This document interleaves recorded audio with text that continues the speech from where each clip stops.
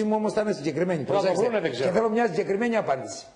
Πιστεύετε ότι η ζωή Κωνσταντοπούλου πράγματι έκανε αυτό ή παρεξηγήθηκε η ενέργεια της? Να αλήθεια θέλω να μου πείτε. Σωστή ερώτηση. Αυτό το οποίο η κυρία Κωνσταντοπούλου σήμερα, δεν ήμουν μπροστά αυτού του μάρτυρα, αλλά αν είναι όπως το λένε, στο δε και πάλι είναι κάτι που έχει συμβεί και τα προηγούμενα χρόνια. Μην νομίζετε ότι η αντιμετώπιση των αστυνομικών είτε στο κοινοβούλιο είτε στα πολιτικά κόμματα που φρουρούν είναι διαφορετικά τα προηγούμενα χρόνια. Μην γελιόμαστε.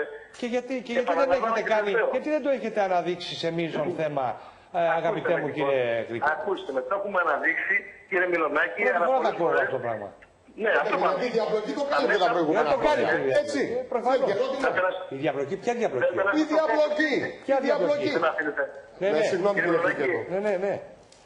Ακούστε με λοιπόν. Το έχουμε αναδείξει. Αλλά να μην γελιόμαστε. Τα μέσα μαζικής ενημέρωσης επιλέγουν και αυτά τι θα παρουσιάσουν.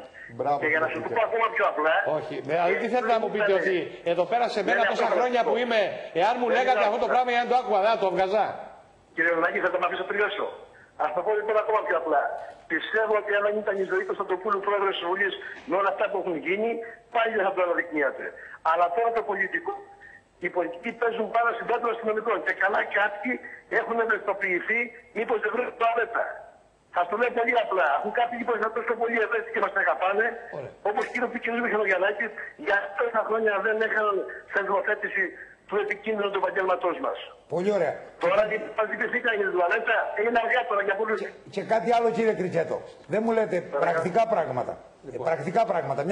Μια πραγματιστική απάντηση από εσάς που είστε αξιοπρεπής άνθρωπος. Απλά, εάν δεν ήταν η κυρία Κωνσταντοπούλου πρόεδρος της Βουλής, θα κάνει τους άλλους, πάλι και τώρα δεν θα Πολύ ωραία.